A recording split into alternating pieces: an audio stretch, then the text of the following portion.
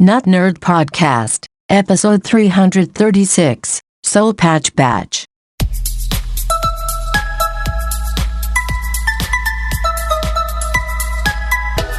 Welcome to the Not Nerd Podcast. I'm Nate, and we're here to help you tech better. Here with me, as always, Mr. Dave Baylor. Well, hello, sir. You sound a little hushed and quiet tonight. I couldn't help but think that maybe you're trying to keep your voice down since, because of multiple reasons, we're recording late at night, which is not our normal time of recording. So if it's wacky and crazy, if witches come by knocking on our windows, it's because it's a nighttime recording. Yes, we are adjusting our schedules as we often do because we, contrary to popular belief, have life outside of Not Nerd. I know. It would be great, Nate, if we could devote 100% of our work day to Not Nerd. Yes. But sadly, since we make negative hundreds of dollars a year from Not Nerd, it is not a way to feed your family. Yes. Well, and I'm hoping we're going to swing that soon. I've got a little something in the works, and I just need to get my day job out of the way to work on it to make us some money. Wow. Just so you know, I'm not down for any illegal type stuff that you may have in mind. It's a gray area. It's crypto, isn't it? Yes. It's NFTs. NFTs, Not Nerd NFTs. Yes, get your crypto wallets ready. Well, we do have plenty of technology to talk about this week. First, some follow-up. We were talking about, Jared had asked about traveling and charging all my devices. I did want to say, I was thinking about it later as I was listening to the episode, that USB is in a lot of places now. On the plane, in the hotels, on the lamp or whatever. So I didn't mention two things that are very nice is my inCharge XL cable, which is the one that has USB-A and USB-C on one side, and on the other end has USB-C, Lightning, and USB Micro. So that will charge all my devices using either traditional USB-A or USB-C. So that's functional. The one thing it won't charge is my Apple Watch, and I will put links in the show notes to that cable, which they actually have a new Kickstarter going for a new version of their cable, new and improved. But my little tiny keychain Apple Watch charger that I got you one of. Yes, I love that thing. It is amazing. Yes, it has come in handy because you don't have the big 3-foot cable all in your backpack and everything. The nice little one, those both came in very handy during my traveling, so I want to mention that. And I also wanted to mention, previous pick of the week, Dave, my shirt that I'm wearing. I wondered what you were doing. I thought maybe you were sitting on something comfortable. You're putting your shirt up to the camera. It says SiteGround Hosting Crafted for You. And it's got a origami it's got a pocket. It is, when I opened it up, it is one of the more hideous shirts. It is it looks like a bicycle riding shirt. Yes. It's kind of, it's comfortable. But yes, I got this because they reached 100,000 followers on Twitter, and they did a giveaway, and I got a shirt, and I believe it came from Bulgaria. So, how many winners did they have? Is this not like an elite? I think I'm pretty elite. I'm going to tell people that I'm pretty elite. Well, yeah. I mean, I knew that. I just was curious if Twitter knew it. Yes. Well, and a gift to everyone, Apple has released iOS 15.5 and iPadOS 15.5 with a variety of updates. The most notable is some stuff with the Apple Wallet and their podcast updates. I know millions of people use the built-in podcast player, but it's pretty vanilla. So any update they could have made to that is a welcome addition. That's all I have to say. Yes. So they changed it so you can have better control of deleting downloads. So, and I looked in Pocket Cast that I use, and they have features for this, but like I have like 40 gigs worth of podcasts downloaded on Yikes. my phone. So being able to manage that stuff's good. And the wallet now enables Apple Cash customers to send and request money from their Apple Cash card, whatever that So they can means. send money back and forth. So if I have $20 on my cash card, I can just send that right to your cash card. Is that how that works? Yeah, but we could do that through text message. I don't know if this is the tap thing. Yeah, this is like if you're a vendor and I'm buying something from you, I can just put it from my card to your card. I don't have to text you anything, or that's a much better way, because you don't want thousands of numbers of customers just so you can exchange money. So that's good. True. This week in the Elon Musk Twitter saga that continues on and on, he has actually halted his deal over the user metrics and how many spam accounts are on Twitter. Twitter claims there's less than 5%, but anybody that uses Twitter believes that it's probably higher. So this whole thing, it's just dragging on, and we'll see what happens. I don't know. Elon Musk? Yeah, if you look at the picture, I'm doing a perfect pose of him. Wow. Yeah.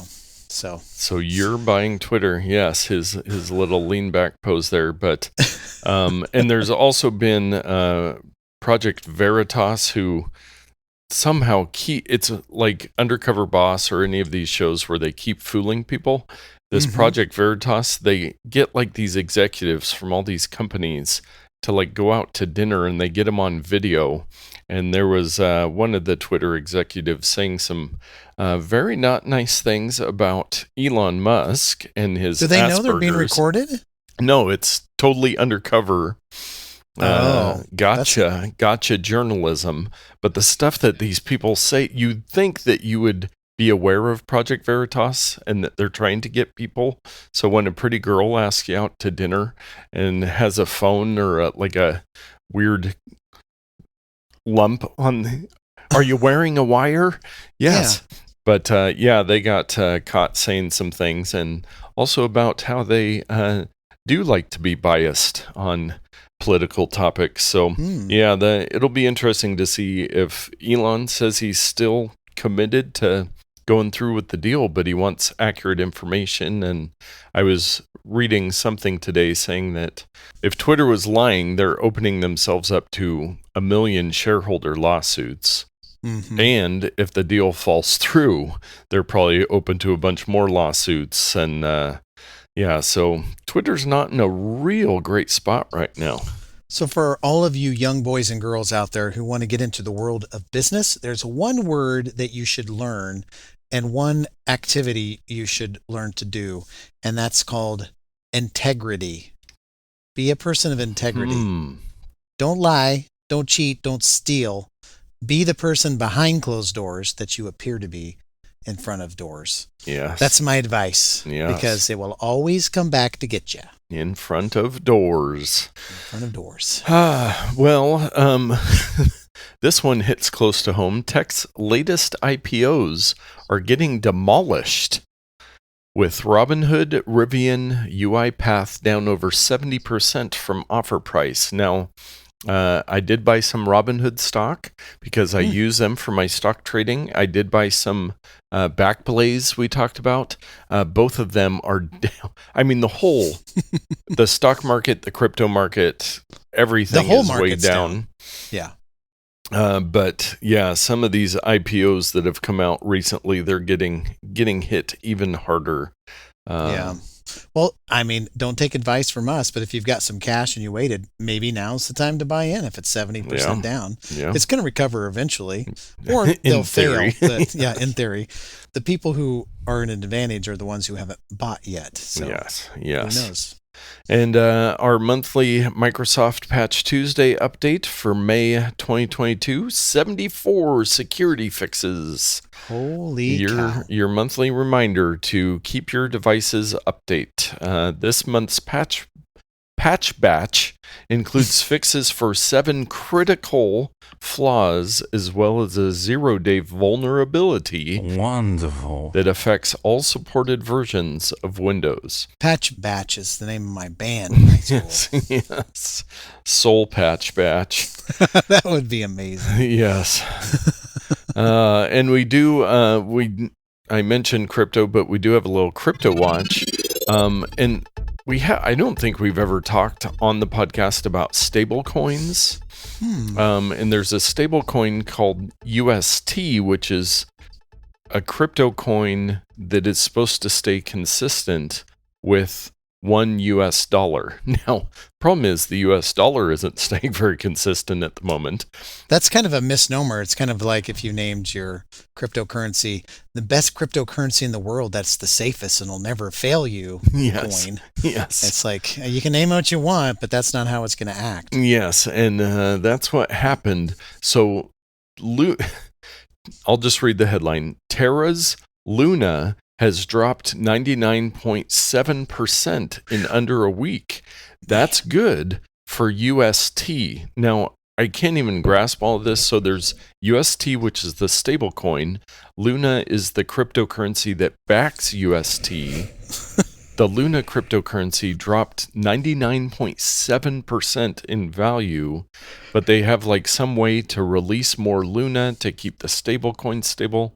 It doesn't seem good for anybody, but no, it does not. But yeah, that's so. If you have your UST or your LUNA coin, I can't keep up with all of this stuff. Here's the thing: if you're not an expert in this, you probably should just stay out of it. Yes, but you should stay into becoming an expert with Dave's Pro Tip of the Week. Yes. So, Nate, I've been contemplating something for a long, long time. I don't know if you know this about me, but I usually will do a bunch of research on something, and then I'll wait, then I'll talk to some people, and I'll do some more research, and then I'll finally move forward on something. It infuriates many people I work with or people I'm married to, the multiple people I'm married to. So go figure, when it came time to decide to do LASIK eye surgery, it's something I've been pondering for about a decade now. Yes. In a couple weeks, I will be undergoing the laser. Nice. And having the radiation of light reshape my cornea so that I can see better. The disadvantage is I'm going to lose my very nearsightedness, which I use all the time. But I decided it's worth the trade. Well, you may be saying, who cares about, you live in your ivory tower and can afford to have these exotic eye surgeries, Mr. Rich Man. Well, it's relevant because as we get older, you may have noticed this, Nate, our eyesight begins to diminish. It's not as good as it was when we were about that. Younger lads and lasses. So I thought we could talk this week about adjusting text size on iOS and even Mac OS. But let's start with iOS. If you haven't done this yet and you're 45 and older, you probably need to start doing this. And it's funny to see, I help a lot of people with technology, and they'll hand me their phone and I'm just like, there's like 4 letters on this screen. Yes. Like, how do you read anything? It's so giant. Yes. Well, I'll tell you how you can do that to your phone if you're struggling with seeing things. You go into your settings on your phone, and then you're going to want to go down to accessibility. And in the accessibility area, there is display and text size. And when you tap that, you can do a couple things. You can make your text bold.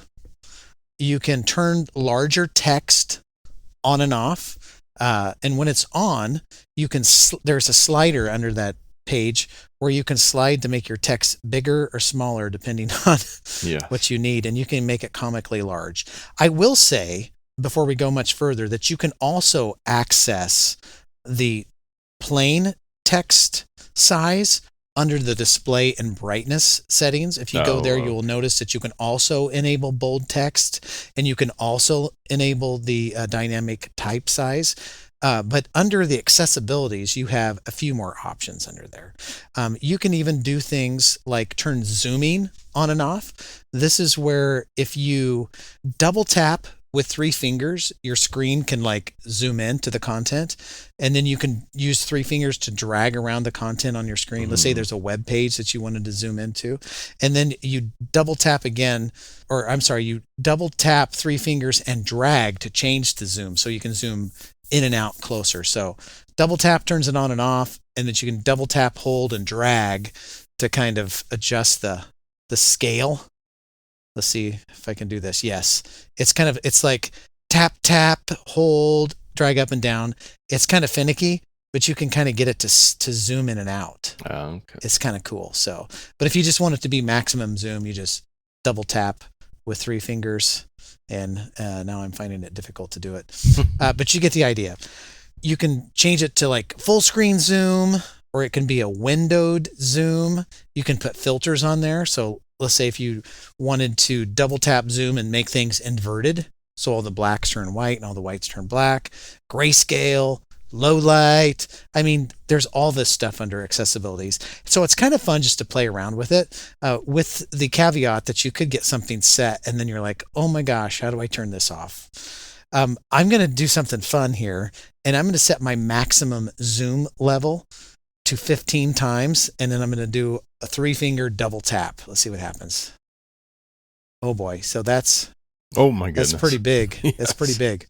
Just to recap, you can go into your display settings to quickly adjust bold text, not bold text size, small and big, or you can take a visit to the accessibility on your phone settings and have even more text sizing options. Well, what about your Mac? We don't talk about the Mac often, and there are similar controls on Windows PCs. But if you go into your system preferences on your Mac, you can go to your display settings, and there's some generic ones set in there for your screen resolution. If you want larger text, they have an option, and it scales everything up. Your user interface, the text, and everything will get larger. There's a default size, and for those of you with really good eagle eyes, you can choose the more space option. On newer versions of the operating system, they've made it harder to find this, but there are ways to select the actual DPI that you want to choose, like 1920 by 1080 or whatever. You don't really have to worry about those. You can just use the built-in larger text, smaller text, default text, and more space text. But that's a simple and fast way on your Mac to adjust the text and the user interfaces if you're having a hard time seeing. That's it. I hope that my laser eye surgery goes well. If not, it's not really going to matter because this is an audio podcast. You'll still be able to hear my voice completely fine, Yes. whether I can see or not. It doesn't really matter at that point. But Nate, let me just ask, are you a bold text on your phone kind of guy? Are you default text size? Are you like mega zoom? What's your preferences? Well, I was thinking I should actually have my eyes tested. It's been probably at least a decade, but last time I had them tested, I had better than perfect vision, which is somehow possible. So I keep everything very small, both on my computer screen and on my phone. So humble brag. Yes, indeed. So I have it at the minimals and do not need the zoom yet in my life. So very good. Just for those of you who are curious, you can look into laser eye surgery when you're about in your mid-20s. They don't want to talk to anybody younger than that because your eyes are still kind of growing and changing. Yes. And so who knows? We'll see how it goes. But my near vision is going to be worse. I know it's interesting to say that I'm going to correct my vision and have worse vision, but I might need to adjust the size of my devices. And so you may too, if you are always wearing contacts and your arm just isn't long enough anymore. Yes, indeed. I do use the, in the display and text size on my phone, I do use the increase contrast. Yes. I just like that. And the button shapes, just to make it a little easier to see things. I'm with you on that. I do agree. Very nice. Well, let us move on to our takes of the week. It is a sad time. Apple officially announces the end of the iPod. Yes, and in solidarity here, I have my 3rd generation iPod sitting here playing the saddest song in the world. Yes. So there you go. And always on my desk, I've got my original day one iPod and my iPod Classic with some nice dust on it. I'm 80 gig iPod Classic there. Well, not to be outdone, I have an original iPod Nano sitting here, and I thought I had an iPod Mini, but yes, I cannot compete with your iPods. Now, you might be saying, well, I didn't think they sold the iPod anymore. Well, it's the iPod Touch that is finally being discontinued. This is a little bit of not news, I got to be honest, because the classic iPod has not been around for years. This is nothing new.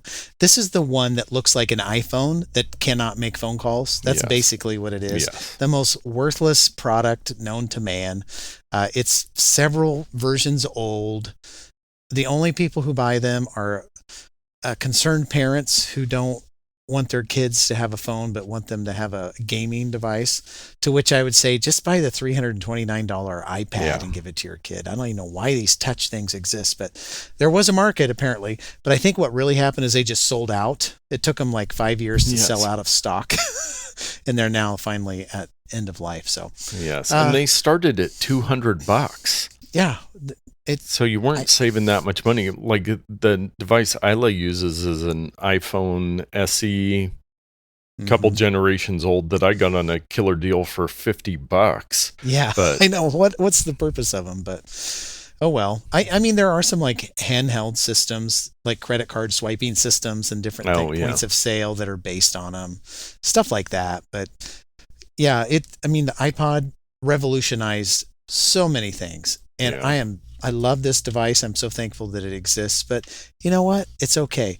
I would love to see 5-10 years from now, Apple come out with a music-only player that has kind of the DNA of the iPod, but maybe some of the newer amenities like wireless charging, Bluetooth audio. We don't need any apps or anything like that. No, maybe what they need is a new iPod Shuffle for Mr. Todd Workhoven, where he could have AirPods and use his iPod Shuffle to listen to podcasts. Well, my retirement plan is to hang on to all my old shuffles, and as he needs them, I'm going to sell them to him at increasingly larger rates. So, it's going to be $100, and then the next time it's going to be like $500 and then like $1,000. So it's going to fund my retirement over the next couple decades. Very nice. Good plan. Yeah. Well, Apple announced the end of the iPod Touch, and Google had their I/O event with their big announcement. And I watched This Week in Tech's coverage of the keynote. It was just, it's a lot. I don't know. One of the problems, I will say this, the problem is Google announces a lot of stuff and then it never comes out, or it doesn't last very long. Yeah, that's the... And they were talking a lot about, AI, and they've got more languages for Google Translate. They're making new updates to Google Maps, YouTube. They're actually going to do more chaptered videos where they're going to use AI to put chapters into videos on YouTube. Google, there was one, this is one of the ones that I'm like, is this actually going to come out? The Google Docs TLDR, too long didn't read. If you've ever dreaded looking at a 25-page Google Doc, TLDR is here to save you by automatically summarizing documents for you. There's already some stuff like that. There's also a thing called the table of contents. Yes. So, whatever. I'm with you. I don't know if that's ever going to come out. They did announce a couple hardware things, which we can will get on physically come out. There's at some point.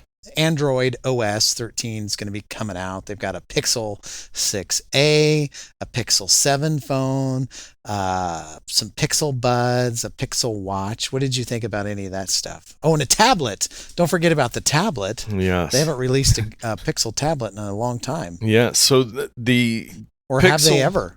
I think they might have had one a while ago. The Pixel 6a, if you're looking for a budget but decent Android phone, I had the Pixel 3a, and I still use it on occasion. Yeah, it's been a while. But the 6a is a good one. The Pixel 7 will come out this fall around the same time as the iPhone, so they were just kind of teasing it.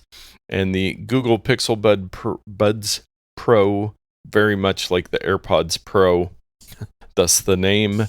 Those are coming out in July. The Pixel Watch, they said, will come in the future, I believe, and the tablet will be in 2023. So it's still a year out. So they had a lot of teases on it, and again, I'm not needing a lot of. I do use, I use Gmail, I use YouTube, I use Google Meet, all that stuff. But it's just it's not as exciting as the Apple ones. Maybe because I wasn't watching it with you, Dave. That's the problem. Yeah, I know. Oh well.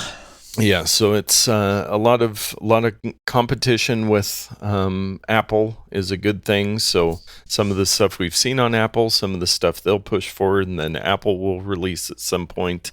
But yes, Google I/O happened. Very anticlimactic as far as we're concerned. Yes. This next one of your old favorites. I'm a little confused by the company purchasing Redbox for $375 million. The company purchasing it is called Chicken Soup for the Soul Entertainment. Don't you remember these Chicken Soup for the Soul books that came out? Toilet reading before we had iPhones. Yeah, all the housewives would put them in the bathrooms, and then you'd be like, what is this? And it's just like inspirational stories or whatever. And I'm like, give me some comic books. I don't want this thing. So yeah, apparently that's a company, and they bought Redbox for some reason. It's very strange. Yeah. I didn't know that was even a company. And what are they going to do with these things? Yeah, I don't know. But so Chicken Soup for the Soul Entertainment is... And they bought them for a song. Yes. It doesn't seem like they spent very much money on these things. But I was at a store the other week, and I saw a family at the Redbox machine picking out a movie, so people do still use it. Pretty soon they're going to be checking out a Chicken Soup for the Soul book. Yes, indeed. Well, and the White House is touting free, and the Axios article actually has it in quote marks. I don't know why they're calling it free, because it's $30 a month, but internet service plans. So this is for low-income people.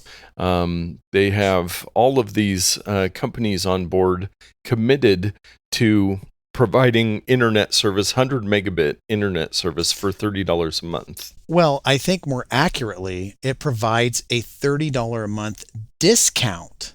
So if the internet service were $30 and you got a $30 discount, you get the $30. It could be free. Yeah. Now, I will tell you, in my neighborhood, for $30, we get high-speed gigabit fiber internet, 1,000 gigabits up, 1,000 gigabits down.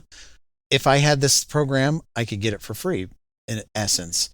But my guess is there are not a lot of municipalities around here that are going to offer decent internet service for $30 a month. It's going to be more than that. So we shall see.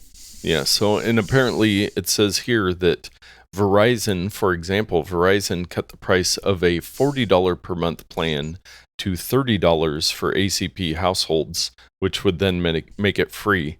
There's 20 ISPs covering more than 80% of the U.S. population. Now, my other part of this being free, and I will remind people we are the most nonpartisan tech podcast on the internet, is what kind of subsidies are all these ISPs getting?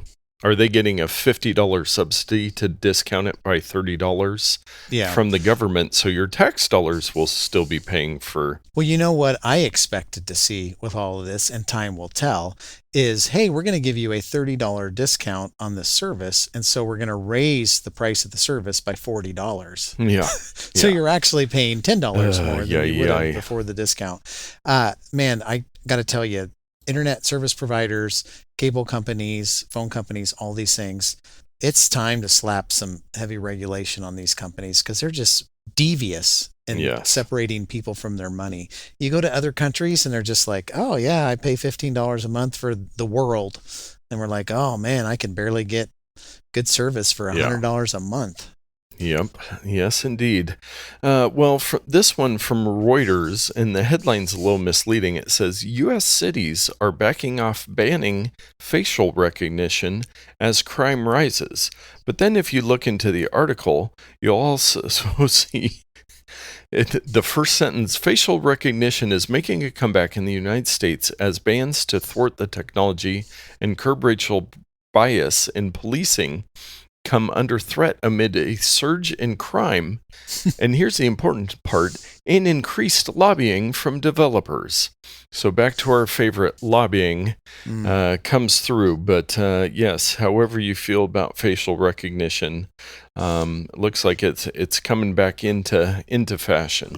Well, and since lobbyists are involved, homicide reports in New Orleans rose 67%. Well, did they change the way they're counting stuff, the lobbyists, so that the numbers look inflated? Like, did it really rise? Was it a lobbyist report, a developer report? Yeah, totally. So who knows what the truth is? But yeah, where there's money, there's a way to make more money. Yes. And a security and privacy story. We've had some downers this week, but Costa Rica, the country, declares national emergency after Conti ransomware attacks. Now, the Bleeping Computer reported or observed Conti published most of the 672 gigabytes with a G dump that appears to contain data belonging to the Costa Rican government agencies. Yikes. One, how does this happen where an entire government is under the attack of ransomware? And two, if I were a government state, this type of thing, I would stop at nothing to find and eliminate these people. You know what I'm saying? It's sad, but governments have the ability and apparently the lack of morals to go and take care of problems with this, with special forces and stuff. I don't know what Costa Rica has at their disposal, but I wouldn't stand up for this. This is a national security issue. This is declaring war on a country. If it were my country, I would stop at nothing to get there. Yes, and I did see somewhere, Conti earlier demanded a $10 million ransom. They declined to pay, but again, as we've seen with other stories, just because you pay the $10 million doesn't mean they're not going to release all the data. So affected by the attack is the Costa Rican Finance Ministry, the Ministry of Labor and Social Security, the Social Development and Family Allowances Fund, and the Inter-University Headquarters of Alajuela. So not good for Costa Rica. It's a beautiful place, I've heard. I'd love to go there sometime, but hopefully they can get this figured out. Yeah, that's a bummer. Yes, and makes me angry. Yes, and as you were mentioning, it does say later on, the U.S. government is rewarding up to $15 million to anyone providing information that can lead to the identification and arrests of Conti ransomware's leadership and operators. Well, I hope they are found and swiftly dealt with. Yes. You can read between the lines on that one. Yes. Well, let us cleanse our palate with our bonus odd take of the week. This is an interesting little game that I've seen a couple places floating around the internets. And what it is it's backofyourhand.com. And it is testing you on how well you know your neighborhood. So you select your area on the map. So I'm going to select Tualatin, where I live, and it says, how well do you know your area? Test your knowledge by locating streets, and you can do a radius. Let me see how small of a radius I can do. Oh, I can get it all the way down to my neighborhood. Maybe that one I can do. So then you start, and it gives you a map, and it tells you a street, and you need to figure out where that street is on the map. And then you confirm. Score 100%. I know I know the main street of my neighborhood. Nice, good work. Yeah, but just an interesting little game. I want to go and do it in the neighborhood I grew up in just to see how well I could do there. Obviously, it's kind of cheating if you do a super small radius. I'm having a little bit of trouble because with my browser, I have location turned off. And when I try to allow it, I have to go into the browser preferences and enable location, which I'm not going to do. Yes. So I'm having to manually pick this, which is good that I know where I live. I'm going to zoom in a little bit. But shame on them for not allowing me to type in a zip code. You have to allow location, which is lame. Yes. I don't want to allow people to know my location. So I'm going to start real quick and just to try one to see what's fun. So, Southwest. So I went to a pretty big swath here. Yes. Pretty much a quarter of the city. And I'm failing. Yes, I did my neighborhood where there's a total of 1, 2, 3, 4, 5, 6, 7 streets. So that makes it pretty easy. Yeah, when I've lived here for over a decade. Dozens. April Court. I have no idea. I was only 715 feet off the other time when I there you go. So. Very nice. Well, this is actually a fun game. I love geography. Yeah. And not really this micro geography type stuff, but it is kind of fun to test your knowledge. Yeah, so you could do it anywhere. You could do it in a city that you had visited or want to learn any of that stuff and test your knowledge. So check it out. Back of your hand. Know it like the back of your hand. thebackofyourhand.com. And if you cross me, you'll know the back of my hand. Yes. And you know what else we know like the back of our hand? Our picks of the week. So this is a nerdy pick. What? What? The Not Nerd podcast? Yes, as I remind people often, this is the Not Nerd podcast, the podcast for not nerds. But you and I, Nate, we're the biggest nerds we know. Yes. So my pick of the week is an iOS app. I'm not sure if they have this available for the Androids. You're going to have to pick that yourself or check it out yourself. But this is an app I've flirted with in the past. I follow a YouTube channel that's a comic book, Comic Tom 101 is the comic book channel. And he's great. They have the show, blah, blah, blah. But they are always pimping out this key collector comic app. And it's not just an app to like track your comics. That would be pretty basic. What Key Collector does is gives you a list of hotkeys. They have a thing called the spec deck where they're like, oh, well, these Marvel shows are coming out or these DC shows are coming out. So these comics might be hot. Or we've heard rumors that this character might appear in a movie. And if it does, this comic book price might go up. So if you're into speculating price on comic books, now I will say this as a disclaimer, you should only purchase comic books to enjoy reading comic books or the joy of collecting comic books. If you're getting into comic book collecting to make money, you're going to fail. Much like the stock market and cryptocurrency. Yes, it is almost impossible to do, but it just like sports, like people who love baseball and speculating and trading teams and all this stuff with the players, comic books can be much the same way, where you can trade your comics for other comics or you can sell them and buy different ones that you're trying to get a complete collection of like Spider-Man or something like that. So it can be really fun, but it's also enjoyable just to read the comics, right? It's something that's tangible in your hand that you can read. But this app is great. There's a free tier. You can try it for 2 weeks for free, I believe. You can, once your free trial expires, you can still have access to a few of the tools. But for a couple bucks a month, you can subscribe to this thing and it unlocks a whole world of opportunities for you. I'll just read a couple more of the things I'm seeing here.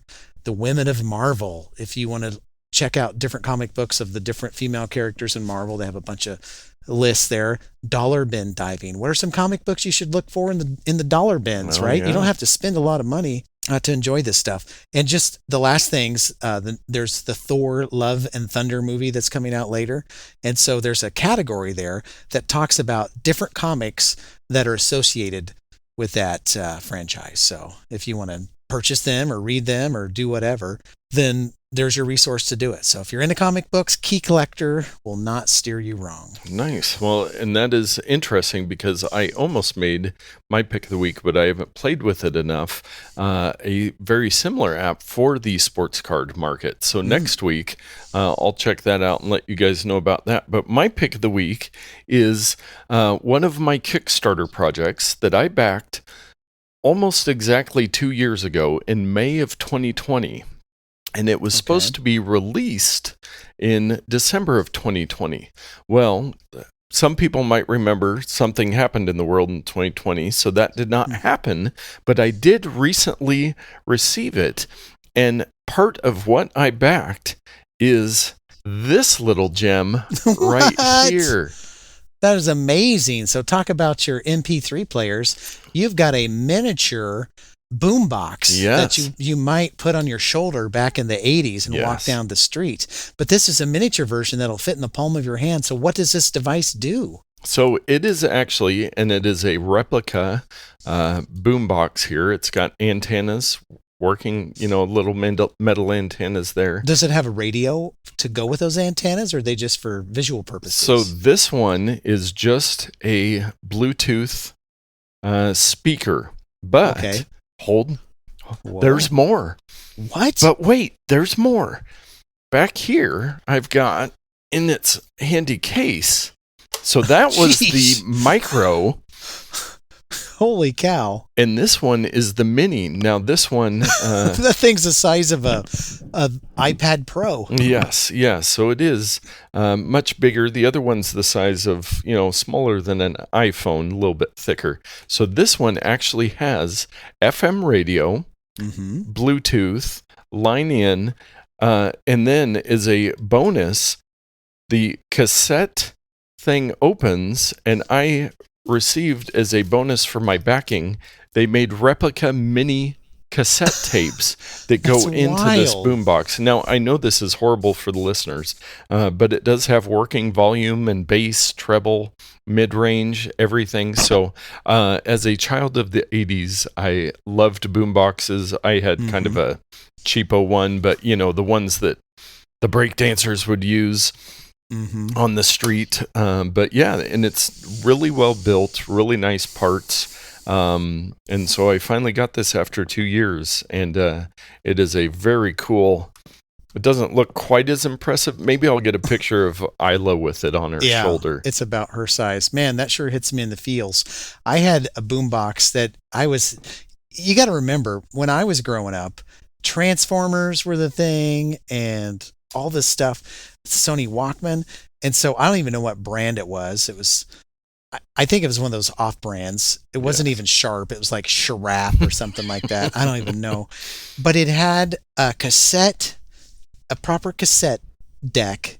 And on top, it had a second cassette deck that was removable. And it was a portable cassette deck. I remember that one. It was dual when it was plugged in. And the speakers would come off the chassis and separate by wires. So if you wanted to spread out your sound field to be wider, and then of course it had AM, FM radio. I don't even know if it had an auxiliary input or not, but man, I used the heck out of that thing. Yes. And I will mention too, so I think it was like $90 for both of them with all the stuff, the carrying case. They do have them on their site. The micro one is $60 and the mini is $160. Whew. But the site newwavetoys.com, they've actually got some cool retro gaming type stuff.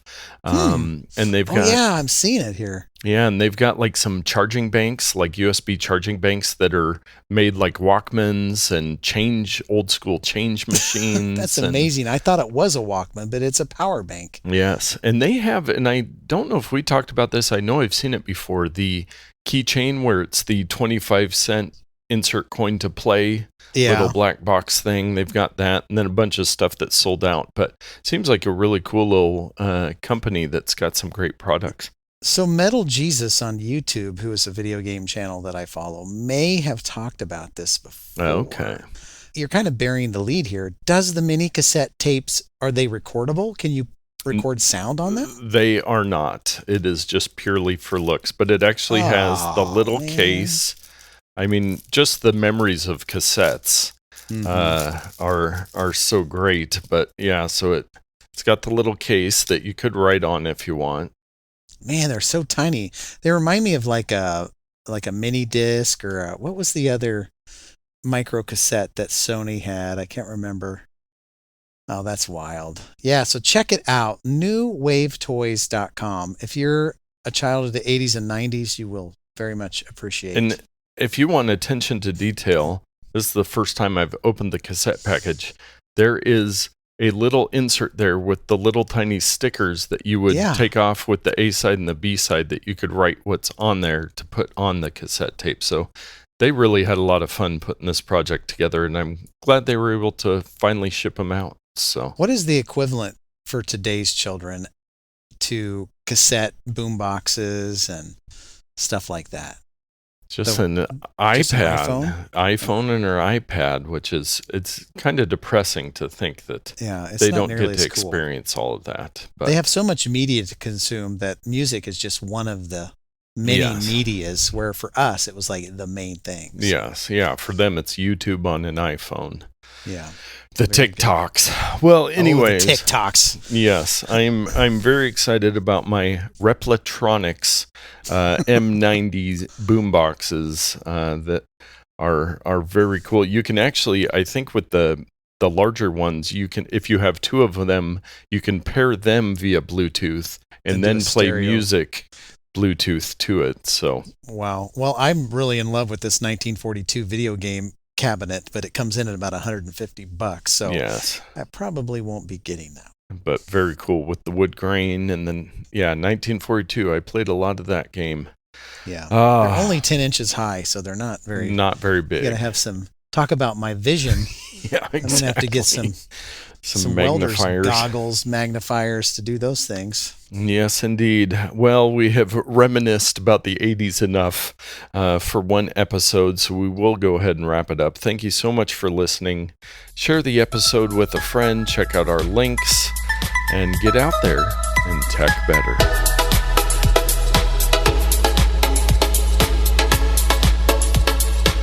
Get out there and see better. Well, we almost made it to midnight. Yes. 10:45.